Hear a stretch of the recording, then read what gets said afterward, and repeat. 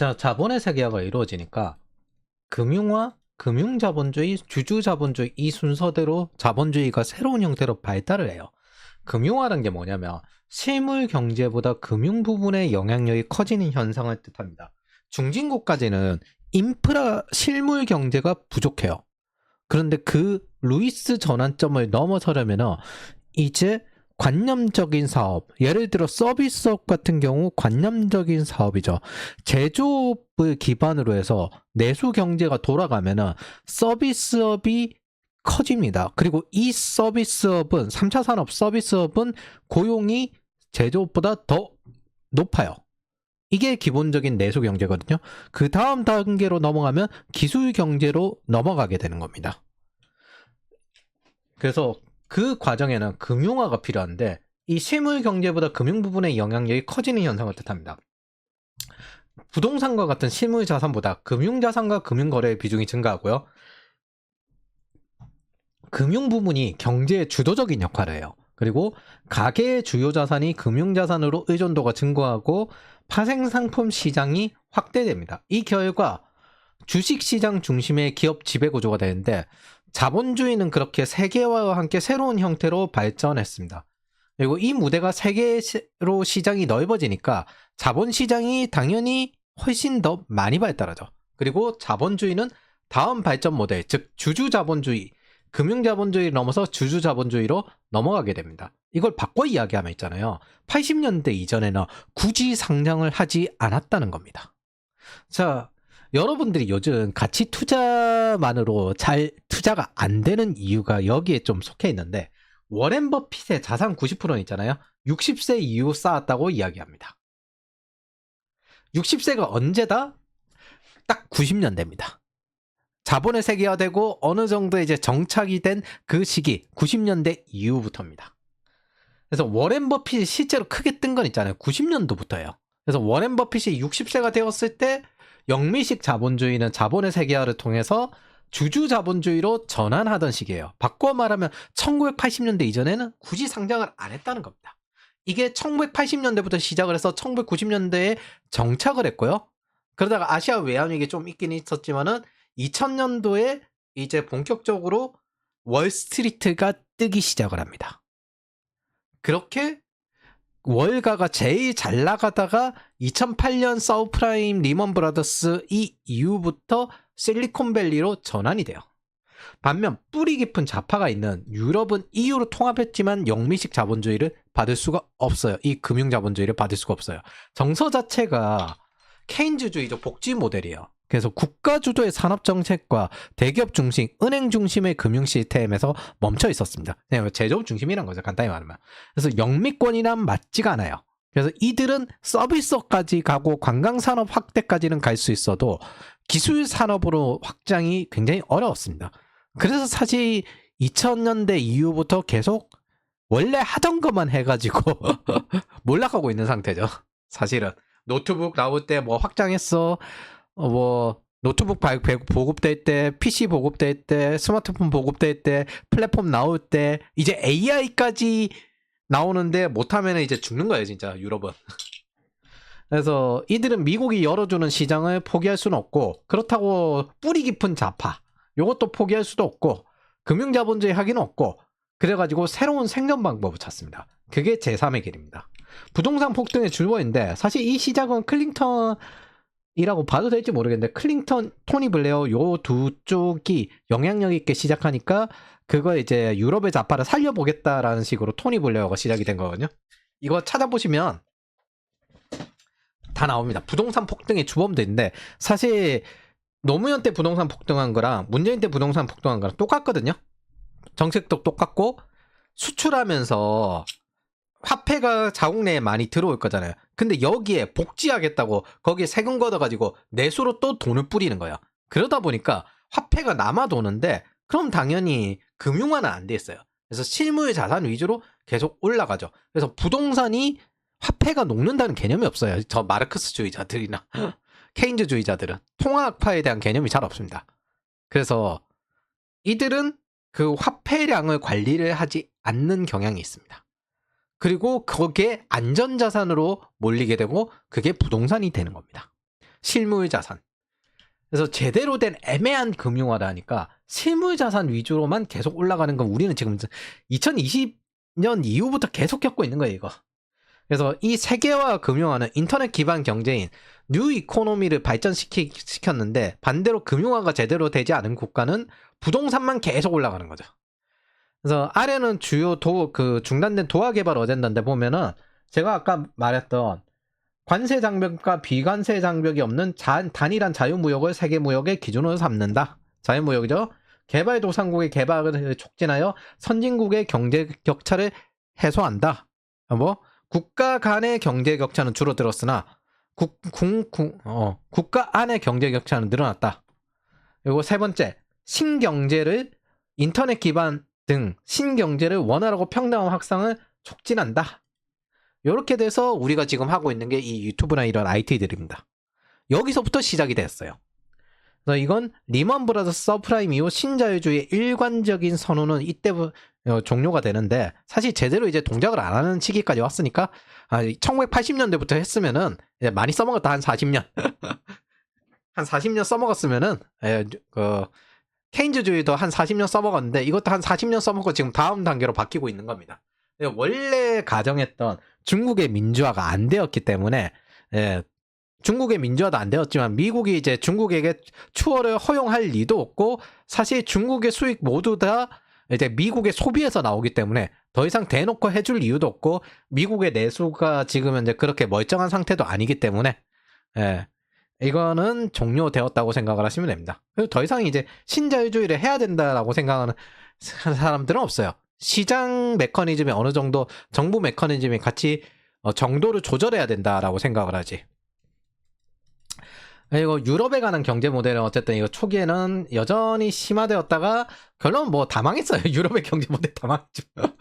유럽의 4대 자본주의 모델에서 2024년 했는데 결론은 한 20년 아무것도 못했잖아요. 다 망했어요. 얘네들은 규제만 하고 있지 제조업만 하고 있는 거죠. 그런데 이것들에 대해서 제일 발작하는 사람들은 유럽이 아니라 여기 마르크스주의자, 급자주의자들입니다. 급자파에 속하는 마르크스 진영은 기본적으로 자본가와 노동자의 대립으로 보고 이걸 투쟁해야 된다, 계급 투쟁을 하는 사람들인데 이 사람들이 세계화 금융화는 이 사람들 입장에서는 대단히 발작적인 겁니다. 특히 이 세계화에 왜 발작적이냐면요. 저 글로벌로 연대하는 거는 마르크스 진영, 사회주의 진영의 전형이었어요. 근데 이제 보수 진영들도 연대를 하고 경제적으로 연합을 하고 소련을 붕괴시키고 중국을 개방시키고 자기네들 마르크스를 확대하는 혁명을 수출한 동유럽을 자본주의화 시키니까 얼마나 열받겠습니까? 발작을 합니다. 그래서 이들 자체는 또 금융화에 대해서 금융으로 인한 지배에 대해서 파시스타 이렇게 주장을 하는 사람들이기 때문에 대단히 반대를 하죠. 그리고 금융화는 특히 신마르크스 경제학의 주요한 반대 대상이 되었습니다. 마르크스에서 신마르크스로 넘어가는 게 있거든요. 그거는 제가 다음 편에 할 거예요. 자본주의를 비판하기 위해서 마르크스가 나왔고요. 마르크스 레닌주의를 이기기 위해서 신자유주의가 나왔고요. 신자유주의를 이기기 위해서 신마르크스가 나왔는데 우리가 겪고 있는 젠더라든지 환경이라든지 그게 신마르크스 경제학에서 넘어온 것들입니다. 어쨌든 이들은 그 혜택을 온전히는 다 받으면서 이거 40세에서 65세 사이거든요. 이 사람들 일자리나 이런 것들이 요 세계화를 통해서 다 받아먹었어요. 온전히 다 받으면서 이걸 적극적으로 반대했습니다. 사실 광우병 이거 선동한 것도 FTA 반대하면서 FTA 혜택 다 받았고 하던 사람들이잖아요. 그래서 마르크스 경제정책에 대해서 이 기회에 기록만 해두고 넘어가고자 합니다. 마르크스 세계관은요, 사적 유물론이에요. 그래서 세상은 물질이 관념을 움직인다. 이게 사실 기독교를 싫어하는 이유도 있는데 그 이전에 유토피아니즘에 관련된 기독교 사회주의나 이런 것 공상주의가 있었어요. 그런데 그런 거는 관념론이잖아요. 이 사회주의에서 그 관념론적인 걸 죽이고 유물로 과학적으로 접근해야 한다. 유물이다. 이런 식으로 접근한 게 마르크스 세계관입니다. 그래서 세상은 물질이 관념을 움직이는 거지 관념이 물질을 움직이는 게 아니다. 이게 마르크스주의의 근원입니다. 참고로 유물론의 원조는 프랑스예요. 그래서 감성이 좀 비슷하죠. 저 재벌 있으면 저거 뜯어먹어가지고 우리끼리 헤쳐먹자. 변증법. 헤겔의 것을 가져왔는데 헤겔은 역사적인 걸 중시했거든요. 그거 똑같이 마르크스도 역사적인 흐름을 중시했고 그 역사적인 흐름을 어떻게 생각을 했냐면 하위 구조가 상위 구조를 역전해가지고 움직인다. 이렇게 여겼습니다. 그리고 계급투쟁. 거기에다가 넣는 거예요. 자본가를 상위 문화, 노동자를 하위 문화로 투영하며 장기적으로 노동자들이 저 자본가들을 뭐 때려 잡아가지고 주류가 될 것이다. 이거는 그냥 앞으로 역사적으로 있을 흐름이야. 과거에 그랬으니까 앞으로도 이렇게 될 것이야. 이런 식으로 계급투쟁이라는 걸로 넣었습니다. 그런데 이게 생산수단을 소유하고 있는 이 자본가들에게 뺏으려고 하면은 이게 노동자들이 정치 권력을 먼저 장악을 해야 되잖아요. 그래서 정치 권력, 국가 여러 기관을 장악해야 된다. 레닌주의는 아예 그 마르크스주의를 실행하는 혁명 전략을 만든 겁니다. 그게 레닌주의고 중국 버전으로 하면 마오주의가 되는 거고 북한 버전으로 하면 주체사상, 김일성주의가 되는 겁니다. 그래서 그게 공산주의예요. 기본적으로 정치 권력 장악을 목표로 합니다. 그래서 혁명 엘리트 전위당으로 장악하는 수단을 쓰는 게 레닌주의인데 그게 공산당이고 그 엘리트 전위당, 이 전위당론을 받느냐 안 받느냐에 따라서 생디칼리스트들과 그다음에 마르크스 극자 진영이 또 갈려요. 그리고 서로 되게 싫어하죠. 그래서 타국에도 혁명 전략을 이어가야 되잖아요. 자본주의 진영에 비해서 상대적으로 불리하니까 임시적으로 계급투쟁을 멈추고 저 중도층에게 확장 전략을 택한 게 인민전선 전략입니다. 요 정도 세계관만 알면은 이 다음에 이제 마르크스 경제학을 어떤 식으로 성장시키는지 이해할 수 있어요. 전통 마르크스 경제학은 일단 가치론, 유물론 플러스 하위구조 이야기를 하죠. 그러니까 모든 가치는 노동에서 나온다. 노동에서만 나온다. 정확히는. 뭐 교환이나 뭐 이런 투자나 기술 혁신이나 이런 걸로 나오지 않는다. 모든 가치는 노동에서만 나오는 거야. 그리고 그 노동을 통해서 뭐가 나온다? 물질적인 생산만 인정할 수 있다. 노동은 오직 유물론, 물질이 중심이기 때문에 물질적인 생산만 인정한다.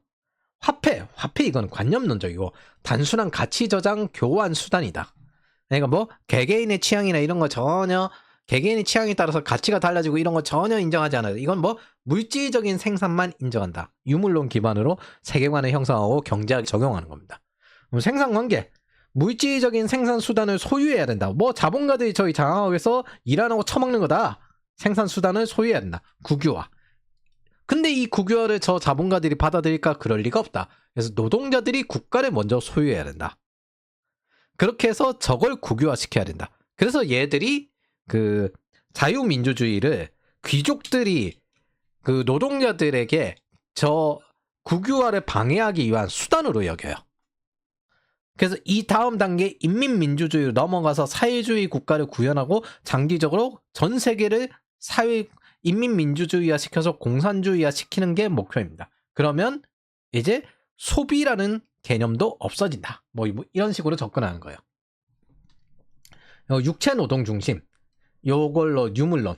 당연히. 그리고 중앙집권식 계획경제. 국유화했으니까 중앙집권식 계획경제를 해야죠.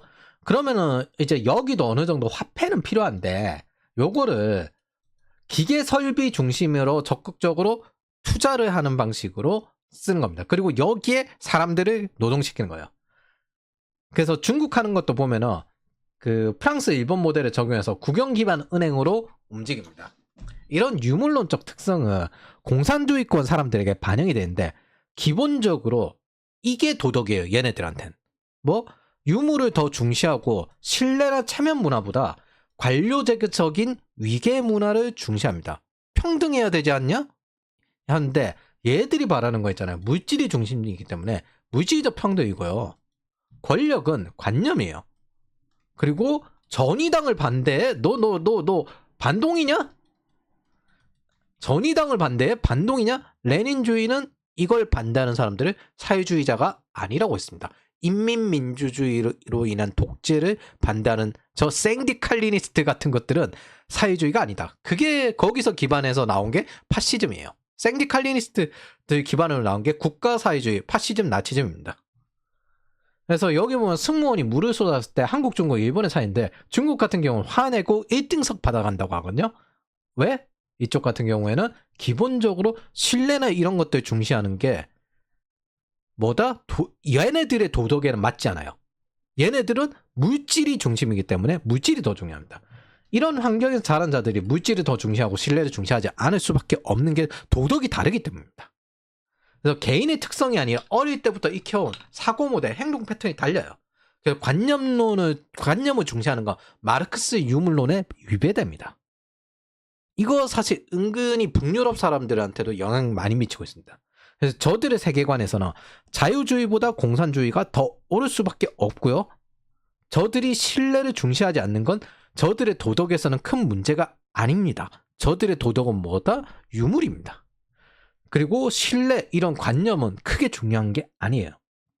이건 도덕이 달라요. 왜 중국이 그 말하죠? 중국은 단 한 평의 작은 땅도 절대 잃을 수 없다. 쟤네들은 유물이 제일 중요합니다. 그래서 자본주의는 사실 사회주의자들 비판하기 위해서 만든 그 단어를 그대로 수용해서 지금까지 이야기하고 있는 건데, 원래는 경제적 자유주의였습니다. 어떤 대표님이 이 말씀을 하셨는데, 자본주의란 단어는 사실 신뢰주의로 바꿔야 한다, 이렇게 이야기하는 거죠. 저도 위에 노동의욕을 이야기했지만 신뢰가 없으면 국가든 그 시스템이든 정치체제, 사회체제, 그 다음에 기업이든 다 무너집니다. 한국의 치안을 보십시오. 신뢰가 없으면 물건 내놓고 이렇게 못 삽니다. 우리는 이런 치안을 지키는 문화를 지켜야 합니다. 그건 뭐 신뢰를 지키려고 하는 것들이에요. 캘리포니아 경범죄를 보십시오. 국가에 대한 신뢰가 사라지니까 장난 아니에요. 저 처벌 안 한다고 하니까. 그러니까 뭐 더 이상 이제 잡지도 않죠. 그러니 노동의욕이 사라지고 역동성이 사라집니다. 차라리 이런 경우에는 인생 황금기가 끝나기 전에 빨리 도태시켜서 리셋한 다음에 다시 시작하는 게 낫다고 생각합니다. 즉 이게 정기적인 경기 순환이죠. 그래야 역동성이 삽니다. 저는 어느 정도 순환의 디플레이션이 좀 필요하다고 생각을 하고 있습니다. 여기서 돈 뿌려가지고 다시 또 인플레이션 더 일으킬 거예요? 안 된다고 생각하거든요, 솔직히. 자, 그럼 이 마르크스 경제학의 문제점이 뭐냐? 여기 GDP 보면 있잖아요. 여기 노동 투입이 여기 녹색 조그마한 거 보이십니까? 노동 투입. 근데 자본 투입 파란색 더 크죠. 빨간색 총요소 생산성, 기술에 관련된 것들이 더 크죠. 예. 요 밑에 노동 투입 가지고 세상이 돌아간다, 경제가 돌아간다, 발전할 거다. 마르크스 경제학도 발전할 거 아닙니까? 그렇게 믿던 게 저겁니다. 얘네들은 교환을 통한 추가 이익, 기술 발전, 이런 관념론적인 개념이 없어요. 이것들은 물질을 생산하는 노동자를 착취하는 행위로 여깁니다. 우리나라에 관련된 선동 중에 가장 큰 게 유통업에 대한 비판인데, 유통업이 많은데 전문성이 없어서 그런 거다, 그래서 물가가 높다, 이런 식으로 선동하거든요. 아마존 효과도 보면요, 유통망이 잘 구축되어 있을수록 기본적으로 물가가 떨어집니다. 물류공학의 가장 기본은 있잖아요. 유통망이 잘 떨어질수록 물가 하락에 기여한다. 이게 물류공학의 존재 원칙이고, 택배라든지 아마존 효과라든지 요즘 데이터까지 적용하기 때문에. 그럼 우리가 문제가 뭐냐? 곡물법처럼 똑같아요. 수입을 막고 있기 때문에. 미국과 프랑스는 농업시장을 열라고 하고 있는데 그래도 막고 있기 때문에 진보 진영은 이걸 좋다고 여깁니다. 오히려 대중에게 잘못된 유통업에 대한 선동만 늘어나고 있어요. 이건 저기 유통업자들은 기본적으로 기업이기 때문에 재벌 욕하라고, 기업가 욕하라, 이런 걸로 적용하고 있는 겁니다. 그리고 노농동맹, 마오주의 기반의 노농동맹이기 때문에 농부 계열을 최대한 지키려고 하고 있는 거죠. 이걸 국가 전체의 소비자들에게 희생을 강요하고 있는 겁니다. 말도 안 되는 소리죠. 말도 안 되는 소리인데 요게 왜 저 사람들은 저렇게 하는지 저는 지금은 이해를 합니다. 지금은 제주도가 1일 배송권에 속했다고 하거든요. 그리고 얘네들은 이런 식으로 빨리 배송해가지고 이익을 얻는 거, 이런 것들을 물질이 중심인데 어디 이런 걸 하냐 말이야 라고 하면서 비판을 합니다. 바꿔 생각하면은 얘네들 자유무역에 대해서도 처음에는 이 개념이 없었을 가능성이 높아요. 교환 가치에 대해서. 자, 신마르크스주의. 요게 경제와 그 다음에 얘네들의 전략을 좀 바꿔서 하긴 해야 되는데, 그거에 대해서는 제가 다음 편에 이야기할게요. 대부분 젠더학이나 환경 인플레이션이나 그런 것들이 여기서 기반을 합니다. 일단 세계화 금융화 이후 자본주의는 발달했고, 한 단계 더 발달했죠. 마르크스 레닌주의는 패배했습니다. 그 발달한 혜택을 아시아권이 많이 얻었죠. 자본주의는 다음 단계로 발달했고, 반자본주의자, 반자유주의자, 이 사람들은 마르크스주의를 다시 현실 버전으로 해석했어야 됐습니다. 그게 신마르크스주의예요. 그래서 신마르크스주의의 주요 비판과 그 다음에 좀 확장을 한 게 뭐냐면은, 기술 혁신이 필요하다. 그래, 인정한다. 그래서 보니까 지식 노동하는 사람들도 고생하더라. 사무직이 늘어났잖아요. 2000년대부터. 그래서 기술 혁신, 지식 정보 중요하다. 무형자산, 지적재산권 인정한다. 금융 서비스 가치 창출도 인정한다. 기술 혁신의 기반이 되더라. 화폐의 상품성도 인정한다. 그럼 다 인정하는 거 아니냐? 어차피 얘네들이 있잖아요. 결국에 목적으로 하는 거는 큰 정부예요. 결국에는 사적 소유를 없애자는 게 목적이잖아요. 얘네들이 사회주의라는 큰 틀에서 벗어나진 않잖아요. 그래서 정부 주도로 하자라는 겁니다. 저것들 다 시장 메커니즘 다시 죽이고 정부 주도로 하고 돈을 나눠주자라는 방식이죠. 금융자본주의 비판하고요. 세계화된 자본주의 비판하고요. 디지털 자본주의, 이거 IT나 이런 것들 비판하고요. 플랫폼, 경기 순환 구조 비판하고. 똑같이 그냥 버전을 이제 과거에는 제조업 중심이었는데 이제는 신경제 체제에 관련된 내용이 있으니까 그쪽에 관련돼서 넣어가지고 구조는 똑같은데 그냥 대상만 바꾼 거예요. 그 구성 요소만 바꾼 거예요. 하는 방식은 똑같아요. 금융화, 그리고 불평등 심화에 관련된 거, 디지털 자본주의 비판, 그리고 경기 위기가 왜 순환적으로 오냐. 그러면은 무한히 망하고 있는 북한으로 가든가. 북한으로 가든가. 중국도 이제 요즘 망할 것 같은데 중국으로 가든가. 절대 안 합니다. 소프트진 자유 진영에 와가지고 짓거리고 있습니다. 제가 장담하는데 지금 8, 90년대 대학을 다녀서 40대에서 65세가 된 저 중년들은 마르크스주의는 공부했어도 신마르크스주의 공부했을 일이 없습니다. 한국은 보면 은근히 신마르크스주의 신좌파들이 좀 힘이 약해요. 여전히 계급투쟁 이슈예요.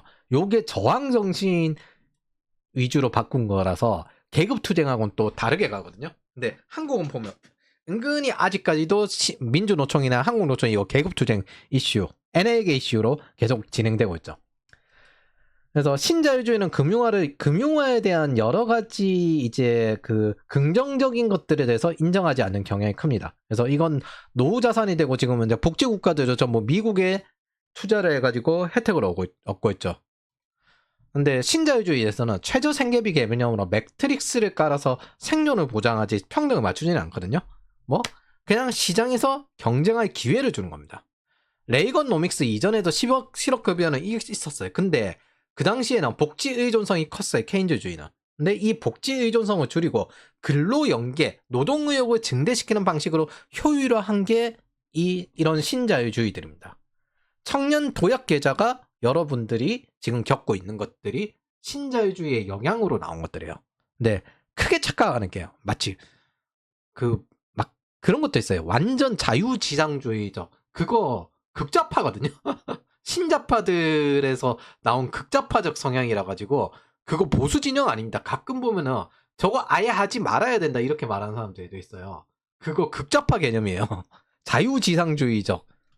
그게 자유지상주의가 극우파가 있고 극좌파가 있는데 저거 아예 하지 말아야 된다라고 이야기하는 건 극좌파적 개념입니다. 어쨌든 가장 크게 착각하는 게 기본소득제 이거 누가 주장했냐면 신자유주의 쪽에서 주장했습니다. 이건 효율화, 복지 의존성을 줄이고 정부의 복지 시스템을 제공하는 것보다 더 효율적이면서 싸게 자립해 나갈 수 있다. 예를 들어 미혼모가 있어요. 미혼모에게 아이를 키우는데 시간도 많이 들면 돈도 많이 들잖아요. 근데 이거를 여러 가지 정부 시스템으로 제공을 하는 것보다 그냥 현금을 주고 시장에서 골라 쓰세요. 그리고 우리는 시장에 개입하지 않겠습니다. 라고 하는 게 훨씬 더 효율적이고 효과가 좋다는 거죠. 그리고 인플레이션 위험성도 줄어들고. 근데 오히려 계속 정부가 개입해서 해보면 이 사람들이 계속 인플레이션은 점점 증대되고 복지 의존성은 커지고 그러면서 이 사람들의 구매력은 점점 줄어드는 이런 현상이 있기 때문에 그것들에 대해서 효율적으로 접근하자. 그래서 신자유주의의 특징은 있잖아요. 매트릭스를 깔아두는 겁니다. 기본적으로. 생존 매트릭스는 무조건 깔아둔다. 그리고 노동의욕을 최대한 증대시키고 더 스스로 자율적이고 창의적인 노동으로 나아갈 수 있도록 제공하는 목적을 가지고 있습니다. 그래서 우리는 이걸 뭐라고 해요? 과거의 케인즈주의는 한번 그 회사 들어가면 끝까지 영웅소유제로 버티는 거였어요. 근데 뭐 커리어 성장이라는 개념이 여기서 나오는 겁니다. 그래서 뭐 호주나 미국 같은 데 가는 이유가 그런 거죠. 여기가 이렇게 기회가 많다면은 내가 상상했던 거 도전하다가 실패해도 다시 해보고 나이 들어서 다시 한번 해볼 수 있고, 우리나라는 있잖아요. 한 50대에 나오면은 거의 아무것도 못할 겁니다. 그게 전형적으로 중국이나 일본이나 이런 케인즈주의적 국가들의 특징입니다. 그래서 자유진영이 하는 것들은 사실 공산권에서 원하는 거랑 동일해요. 이들이 이 신마르크스주의자들 자유진영에서 원하는 건 똑같습니다. 중앙집권식 큰 정부 경제, 시장 메커니즘을 죽이고 정부 주도로 가자. 그리고 돈을 뿌리고 그걸로 생긴 문제를 다시 돈을 뿌려서 만드는데, 이게 솔직히 여기 보면 이거 얘네들 하는 방식이 SNS 장악하고 그 다음에 젠더 환경 이슈 만들고 그 다음에 공동체 복구한다고 하는데 그 주 이유가 외로움이 어렵다. 그리고 외로움이 힘들다. 그래서 소외 현상이 생긴다. 그리고 정체성 정치 이거 벗어나야 된다. 그래서 이제 저항 정신과 해체주의가 적용돼 있는 거거든요. 개판입니다.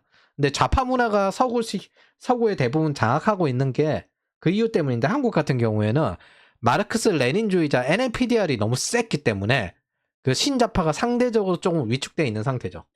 그럼에도 불구하고 이 정도인 겁니다.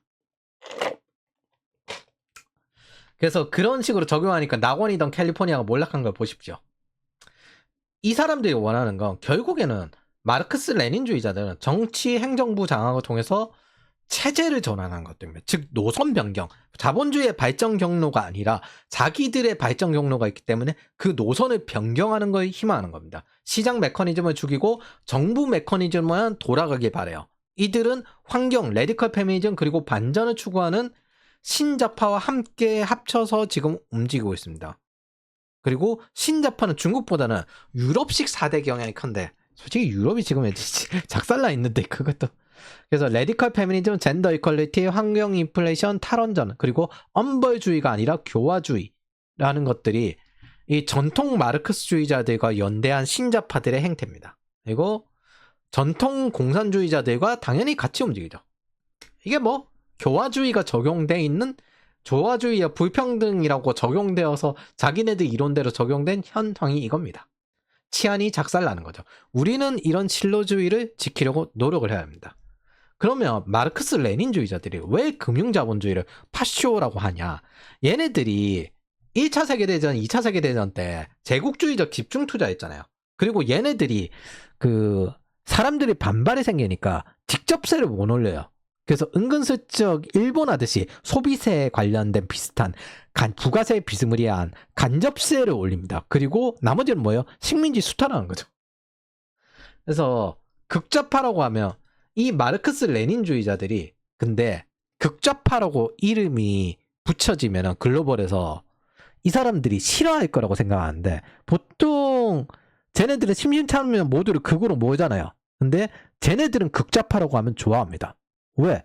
현실적으로 구현되어 있는 사회주의에서 가장 영향력이 큰 것도 있는데, 두 번째로 현실적으로 극좌 계열에서 영향력이 크고 구현돼 본 게 이겁니다.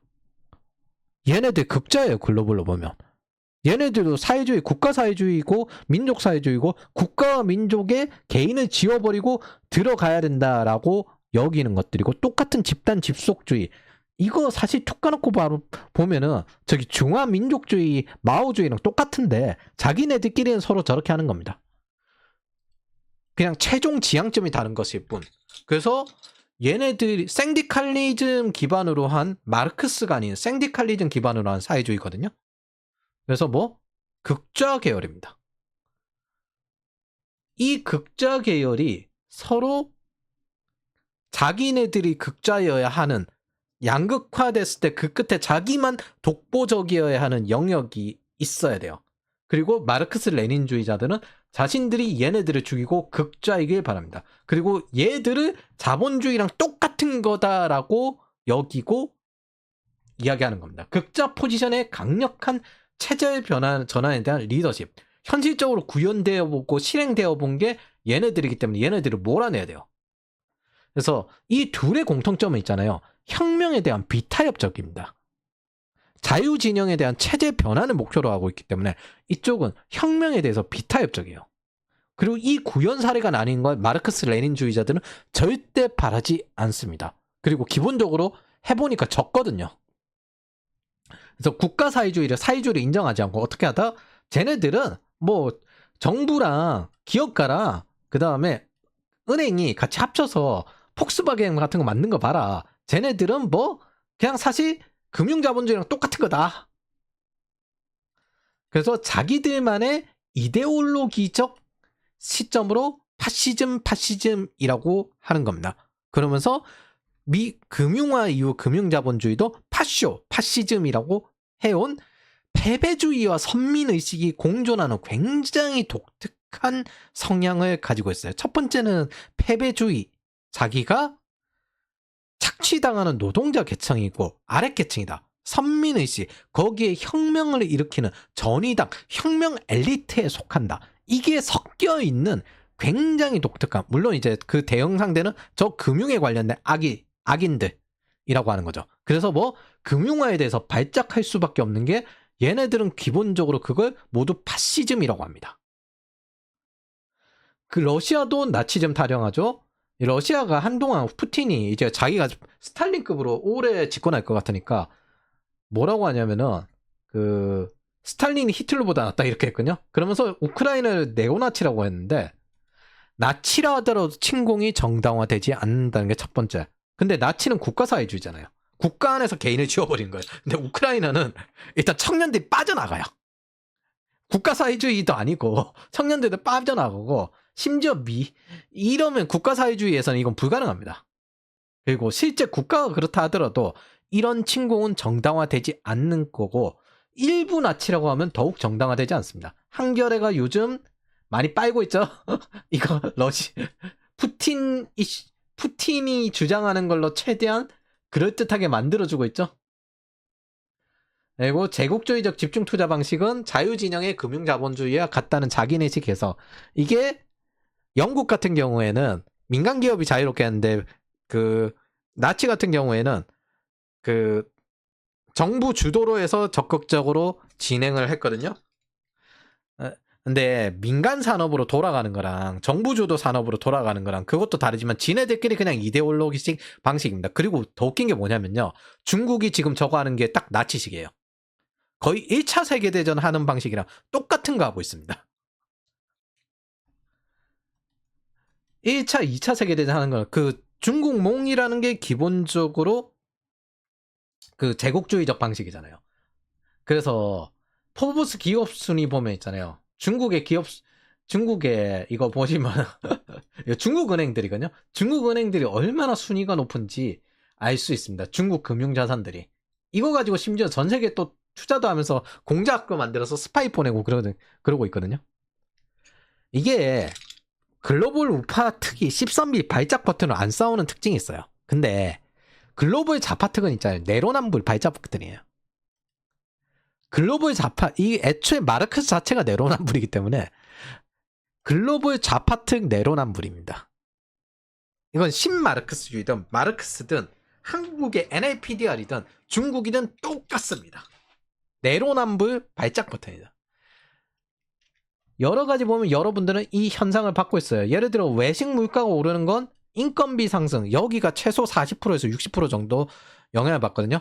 인건비는 임금이 상승하면 그래도 비슷하게 해칭을 할 수 있어요. 근데 식료품 물가는 더 낮춰서 구매력을 증대시킬 수 있습니다. 이게 뭐 외국에 수입해 오는 거죠. 근데 이걸 못하는 이유는 뭐 공물법과 같은 좌파 진영 논리 때문에 못하는 거예요. 마오주의 기반이기 때문에 노농동맹, 그게 전농과 함께하는 이유고, 우리가 양곡법도 쌀값 올리자는 거죠. 이거에 대해서 자주 말했으니까 이제 두 가지를 이야기해보죠. 한국 주식에 장기 투자를 못하는 이유. 일단 금융화에 반대하면서 세계화도 반대하면서 하는 것들이 이건데, 이거 한국 주식에 장기 투자 못하는 이유를 한번 봅시다. 여러분들이 신입 채용이 안 되는 이유와 겹쳐 있습니다. 위를 읽어봐도 저들이 자본주의 다음 단계인 금융자본주의와 주주자본주의로 발달하는 걸 막은 게 보일 겁니다. 더욱 격렬히 막을 거예요. 근데 이건 디지털 자본주의 규제와 또 연결됩니다. 왜? 디지털 자본주의는 금융화가 먼저 되어야 할 수 있기 때문에. 거기에다가 이건 관념론이잖아요. 지식경제 생산과 교환. 예를 들어 한국의 반금융 자본주의는 현재 운동권 경험이 있는 40세에서 65세 부동산 유물론을 중시합니다. 실물 경제를 중시하는 거야. 이 사람들은 이게 뭐 금융화에 반대할 수 있는 아주 좋은 방법 중에 하나지만은 자신들의 수익도 증대시킬 수 있는 것 중에 하나입니다. 그리고 토건 세력이라면서 자기네들의 토건 세력이라면서 추가 공급은 막는데 자기네들 서해안에는 계속 넣고 사실 서해 쪽에 전부 중국 자본 들어가 있죠. 내로남불이에요. 내로남불. 일생이 내로남불이야. 두 번째, 큰 정부 추구하죠. 평등 중시하라면서 돈 뿌려요. 복지 시스템 중시하라면서. 양극화 시켜요. 자기들이 자산을 가지고 있기 때문에 당연히 양극화될 수밖에 없죠. 그 양극화를 다시 돈을 뿌려서 진행합니다. 저 사람들 있잖아요. 왜 은퇴 50세 이후 겁내하냐면요. 첫 번째는 자기네들이 일자리를 없앴고요.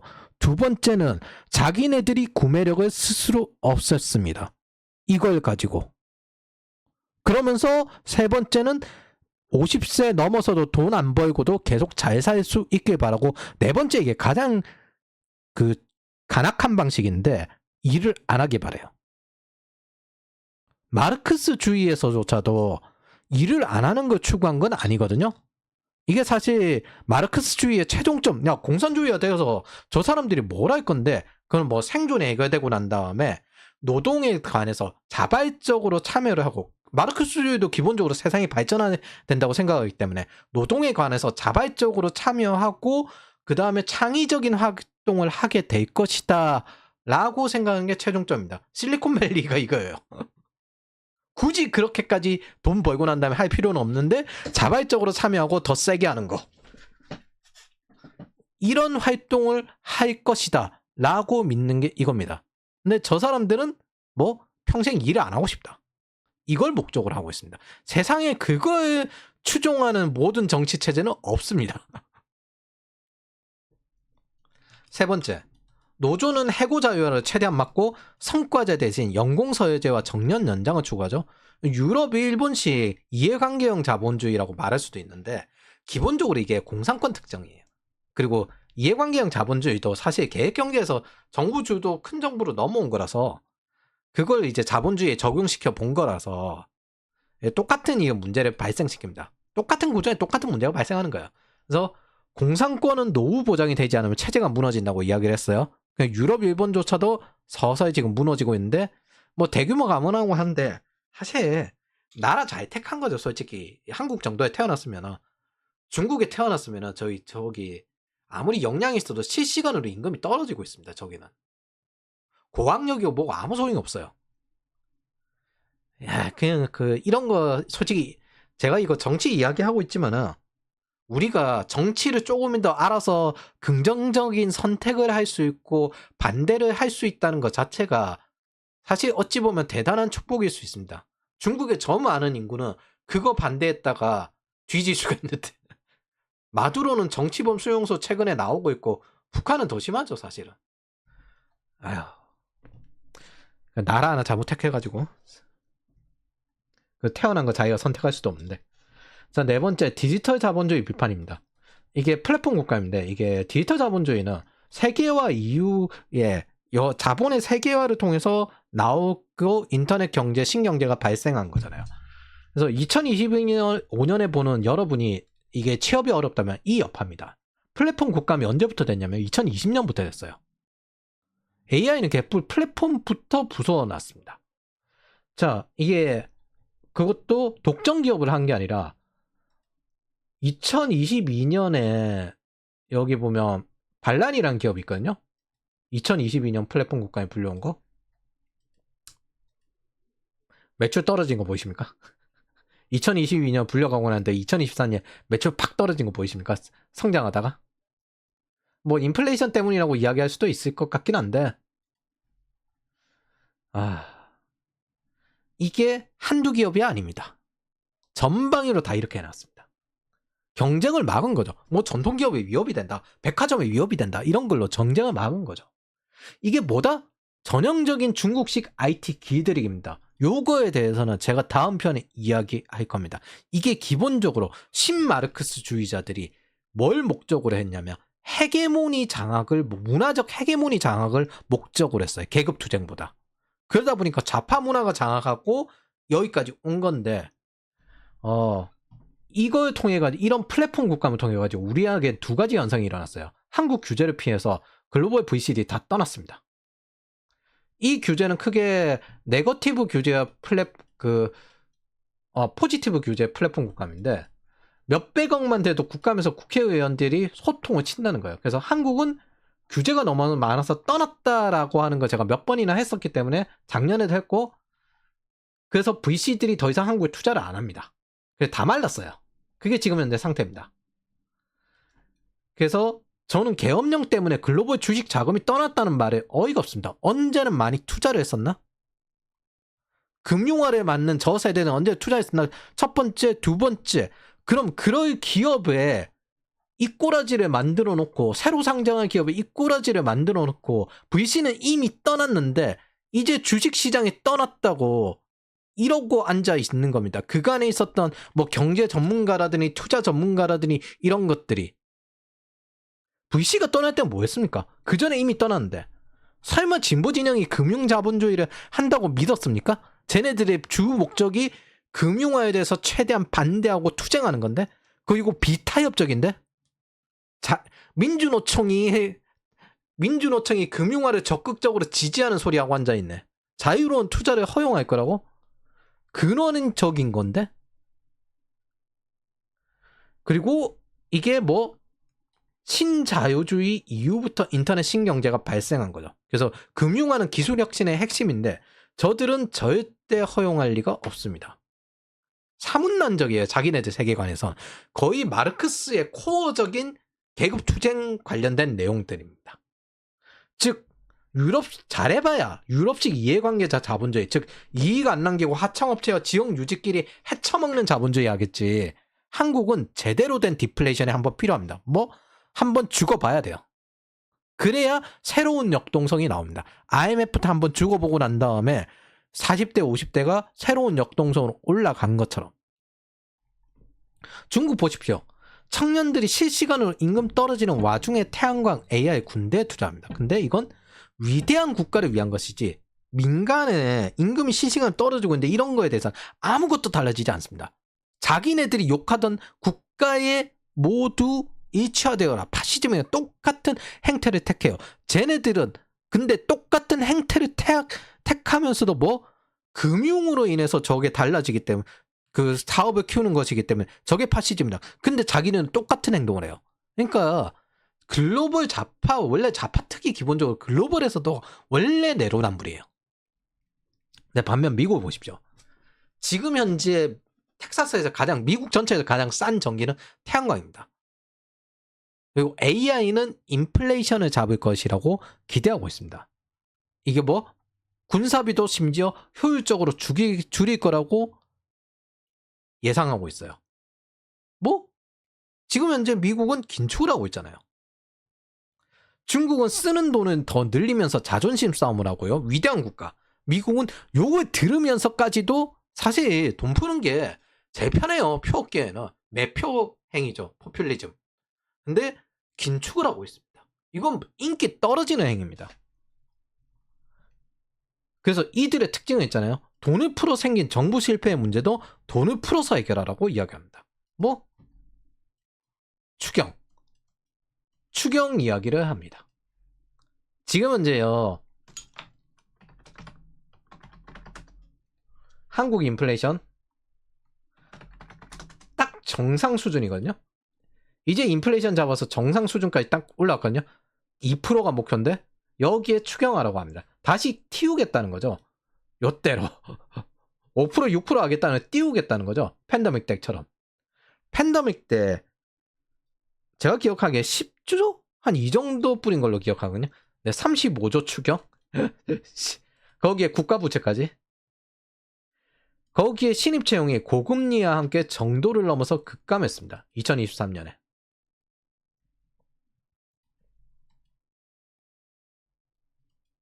왜 안 열리냐? 그래서 신입 채용이 90% 수직 하락했거든요. 뭐 VC가 떠났으니까. 시장도 떠났지만. 근데 이게 보면 있잖아요. 이렇게 딱 증가하던 게 플랫폼 국가, 인플레이션까지 합쳐지니까 2024년에 이렇게 떨어졌는데 2024년에 그냥 뭐 작살났어요, 이거. 2024년에 작살났습니다, 이건. 이렇게 신입을 압박해서 신입 일자리 죽여서 얻어낸 게 뭘까요? 옛날에 정의당이 이게 국민파였나? 정의당이 국민파였는데 옛날에 이거였거든요. 근데 요 당시에는 스타트업 붐이 불던 시기라서 여기에 상담하는 게 아니라 그냥 이직해버립니다. 굳이 여기에 할 필요가 없었어요. 그래서 장기간 플랫폼 국감으로 뭘 얻었냐? 주요 IT 기업의 노조의 민주노총 가입을 만들어냈습니다. 스타트업도 압박할 겸 VC도 죽일 겸 떠나게 할 겸 우리의 성과제는 일자리와 함께 날아갔습니다. 네이버 과반노조, 카카오 과반노조, 뭐 3N 게임 회사 전부 노조입니다. 노조 묻은 회사는 있잖아요. 제대로 안 돌아가요. 왜냐하면 기본적으로 그걸 반대하는 마르크스주의적 노조밖에 없잖아요. 한국에는.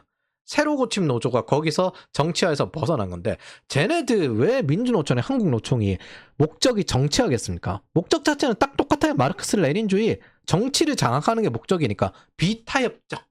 근데 뭐 거기에 이제 여러 가지 이제 목적에서 타협적인 사람들까지 뭉쳐가지고 하고 있지만 기본적인 목적 자체는 노선 변경이죠. 체제를 전환해가지고 마르크스 레닌주의가 되겠다는 거. 그게 목적이죠. 그래서 뭐 금융화가 날아가고 규제로 기술혁신 일자리가 날아가고 다시 제조 유물론으로 회귀하는. 예.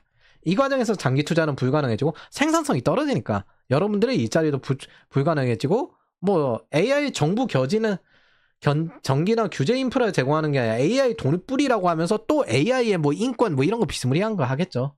저기에다 또 법 만들어가지고 규제하고 그럴 겁니다. 저게 될 리가 없어요. 게다가 저거 하려면 원자력 발전소 4, 50개 정도 필요합니다. 우리나라는 그 전력 감당 못하고 그 다음에 데이터 셋도 없습니다. 다섯 번째, 마르크스주의자들은 과도한 인플레이션 개념이 돈을 많이 뿌려서가 아니라 금융자본주의 때문이라고 이야기를 합니다. 근데 있잖아요. 금융에다가 돈이 들어가면은 그 물질을 만드는 데다 쓰이기 때문에 기본적으로 과잉 소비가 인플레이션을 불러일으키거든요. 근데 과잉 생산이 되면 디플레이션을 불러일으켜요. 그리고 금융에다가 투자를 한다는 뜻은 소비를 증대시키는 게 아니라 생산을 증대시키는 공급의 행위입니다. 그래서 디플레이션을 불러일으킵니다. 근데 얘들은 뭐라고 한다? 금융자본주의 때문에 인플레이션이 생긴다. 뭐 얘들은 시장 메커니즘을 기본적으로 생각하지 않습니다. 수용하지도 않고 그 통화학파의 개념을 받아들일 리도 없습니다. 저는 지난 기간 동안 글로벌 좌파들이 왜 자신들이 잘못한 화폐, 환경 인플레이션에 대해서 단 한마디도 반성하지 않는지 기이하게 여겼는데 절대 사과하지 않아요. 잘못한 게 명확한데 자기네들이 곧 죽어도 옳대요. 왜 그런가 생각을 했는데 그때까지는 저는 함께 조직이나 세상을 발전시키는 공동체나 다양성이라고 생각을 했었어요. 그런데 나름의 철학자, 사회학자, 심리학, 경제학자들도 그 소리를 하고 있는 거예요. 자기들은 잘못하지 않았다. 뭐지? 자신들의 정책의 실패로 만들어진 정부 실패를 말하지 않은 거예요. 국가부채 무용론으로 돈을 뿌렸고 석유와 추가 시추 공급을 금지했고 오히려 신재생 에너지화 되어야 한다고 돈을 뿌렸습니다. 아니 인플레이션인데 또 돈을 뿌려요. 왜지? 라고 보니까 이들은 인플레이션이 낮기 때문에 돈을 더 뿌려야 한다. 미국 같은 경우도 세상에 인플레이션 지원금이라는 게 말입니까? 그래서 이것 때문에 인플레이션이 더 오래 진행됐습니다.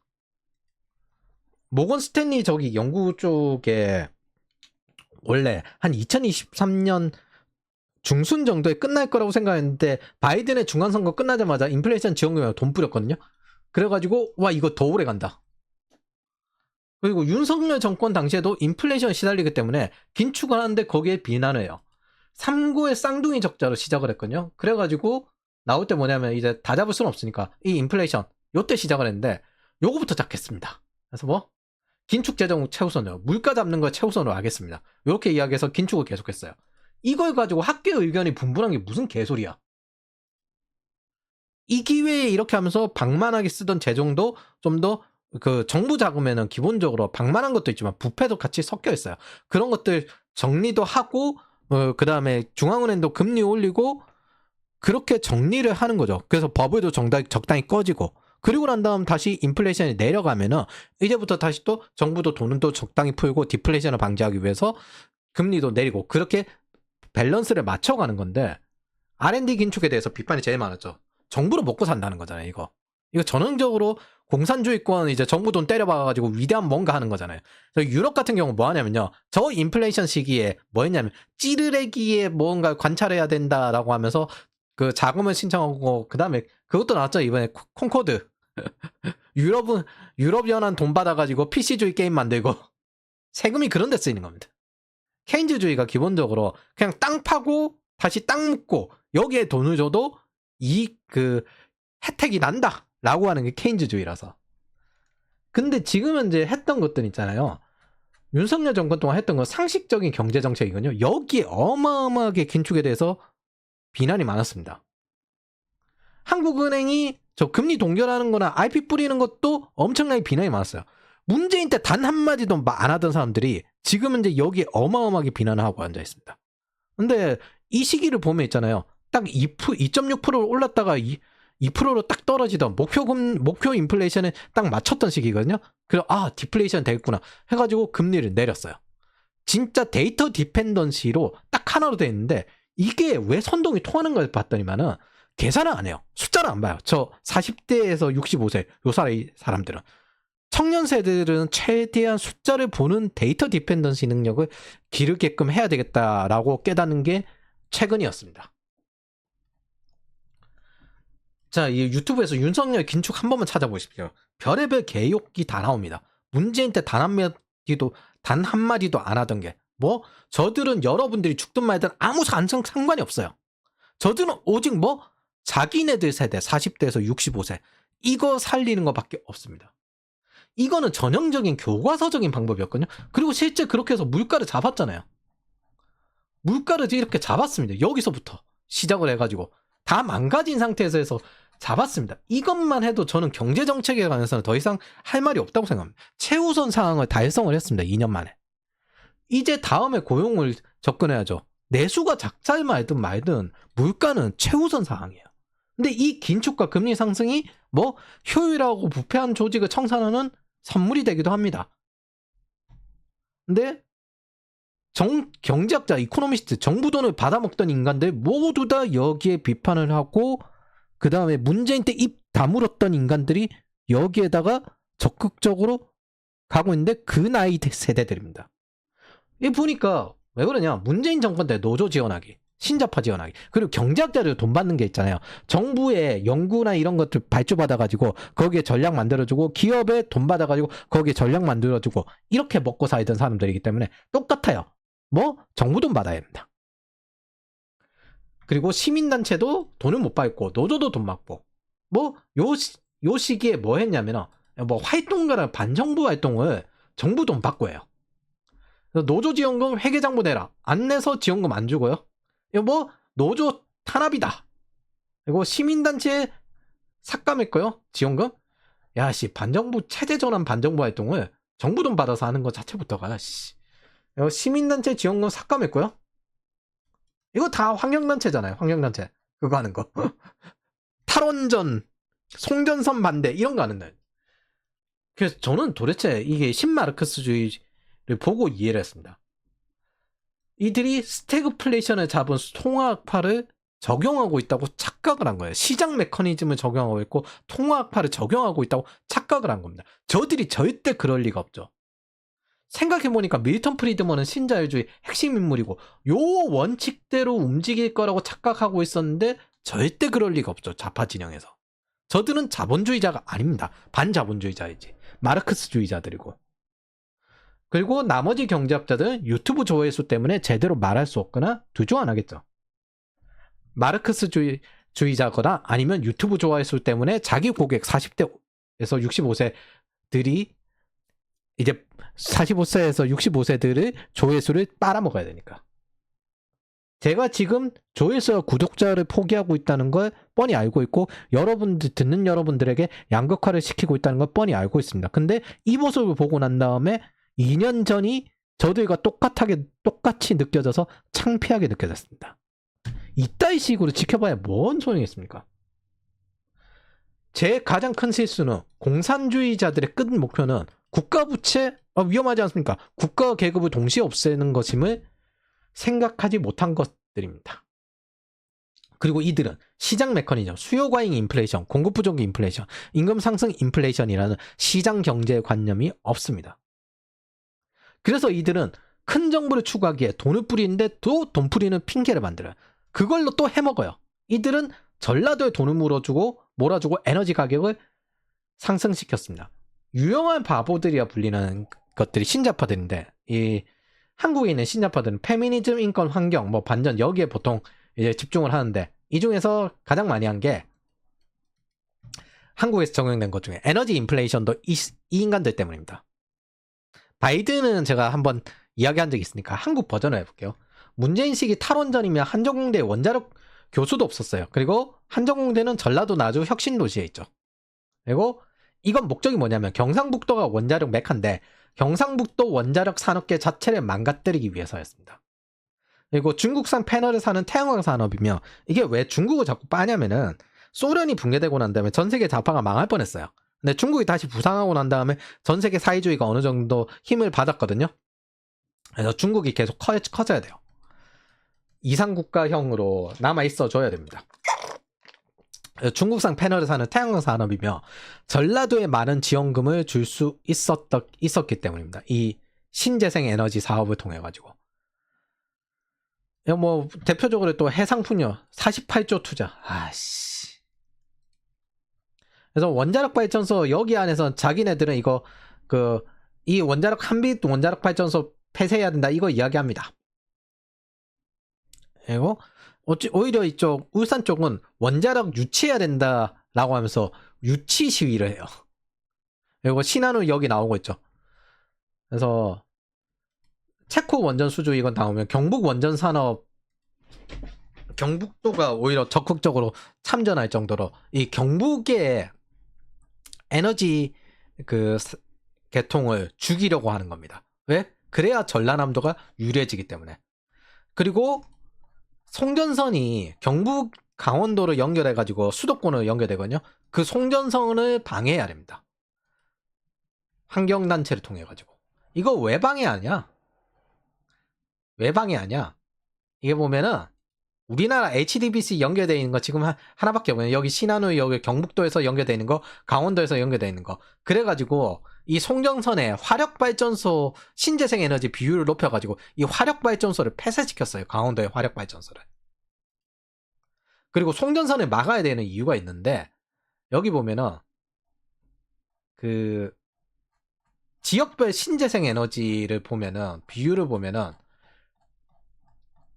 여기 위에 태양광 어딨냐? 이게 지역별 신재생 에너지 비율이거든요. 보면은 전남, 전북 이렇게 했는데 경북이나 강원도 그렇게 부족하지 않습니다. 신재생 태양광 에너지 이것만 봐도 부족하지 않아요. 그런데 송전선은 여기로 연결되어 있잖아요. 그러니까 이걸 최대한 죽여놔야 자기네들 송전선을 연결해가지고 최대한 이익을 얻을 수 있는 겁니다. 그래서 소비량 대비 발전량 보면은 충남, 경북, 경남 요쪽이 에너지가 제일 남아요. 그리고 전남 이렇게 됩니다. 전남, 인천 순이에요. 반대로 제조업이 많은 부산이나 부산이나 울산 여기는 자급자족이 가능해요. 경남도 그렇고. 그렇기 때문에 최대한 이익을 얻는 거는 이쪽으로 보내는 것보다 이 위로 보내는 거거든요. 수도권으로 보내는 거. 그런데 그 수도권으로 보내는 경쟁자가 경북과 강원입니다. 이걸 최대한 막아야 되고 신재생 에너지 비율을 높여야 되는데 신재생 에너지 비율 이쪽도 할 수 있으니까 원자력 플러스 신재생 에너지까지 있으니까 이걸 막기 위해서는 송전선 건설을 최대한 반대해야 한다. 그런데 자기네들 송전선 짓는 거 있잖아요. 서해안 쪽에 고속도로 송전선 짓는 거. 이거는 있잖아요. 환경단체가 반대하나 보니까 반대 안 합니다. 우리 21년 만에 40km 송전선 만들어졌다 하는데 이게 자기네들 서해안 송전선 짓는 거는 도저히 반대하는 걸 본 적이 없어요. 그럼 얘네들 도대체 자기네들 전라남도 쪽에는 뭐 하나 보니까 요거예요. 요거 뭐 원전 폐지해라. 그래서 그냥 신재생 에너지 무작정 이렇게 넓히고 이렇게 하다 보니까 송전선은 없는데 발전량만 늘어나거든요. 근데 연결할 곳이 없어요. 그래가지고 블랙아웃의 위험이 있습니다. 그래서 추가 승인을 차단했습니다. 차단했더니만은 여기 해가지고 신재생 에너지 환경단체 엄청 반발해요. 근데 자기네들 송전선 하는 건 반대하는 걸 찾을 수가 없고 그냥 우격다짐으로 신안 닥치고 있어. 영광인가? 닥치고 있어. 그런 식으로 밀어붙이더라고요. 야, 진짜 내로남불이 어마어마합니다. 그럼 전라도의 전략은 뭐였을까? 첫 번째는 데이터 센터 유치인데 데이터 센터 유치 안 되고요. 여기 안 가죠. 두 번째는 신재생 에너지 이거 서해안 HDPC 하는 건데 없어요. 없어. 찍어 누릅니다. 영광 주민들 찍어 누르는 게 이거예요. 그리고 뭐 하나 보니까 도대체 환경단체는 저기서 뭐 하는 건가 보니까 전라도 원전 반대를 하고 있습니다. 그냥 자기네들 헤쳐먹을 게 없다는 거예요. 저기 이 송전선 반대에 봐서는. 이거 이제 분산 에너지법 시행되거든요. 지역별로 전기세가 차등 지급되는데 서울의 전기세는 날이 갈수록 높아질 겁니다. 서울 같은 경우에는 기본적으로 전기를 다른 곳에 전부 끌어쓰기 때문에. 그리고 지금 현재 그 울산 같은 경우에는 원전 수용을 오히려 하려고 노력하는 그 곳이 많습니다. 그래서 최대한 탈원전을 시켜야 자기네들이 유리하다 이거죠. 그래서 그리고 전기세가 기본적으로 이 때문에 상승했기 때문에 전기요금이 10% 상승해가지고 4년 동안 기업용 전기가 70% 상승했거든요. 야이씨 미국 가자 이러고 하고 있습니다. 유럽의 제조업 같은 경우에는 작살났어요. 독일 같은 경우. 그래서 제조업 못 돌립니다. 추가 투자도 할 수 없어요. 이것 때문에 지금 현재 재무 담당자들 엄청 힘들고 여러분들 그 워터폴 기업들 채용이 줄어든 것도 이것 때문입니다. 임금 플러스 전기세까지 같이 올랐으니까. 그리고 안 그래도 중국 공격에 그 다음에 에너지 가격 떨어진가요? 화학주 이거 장난 아니죠? 지금 현재 유럽 전기세 이거 해결 못하고 있습니다. 독일 전기요금 여기까지 올라. 작년에 석탄 발동 엄청 했어요. 얘네들 전부 친환경을 다 체인지하고 있어요. 친환경 하다가 망한 그 유럽 연합 꼬라지.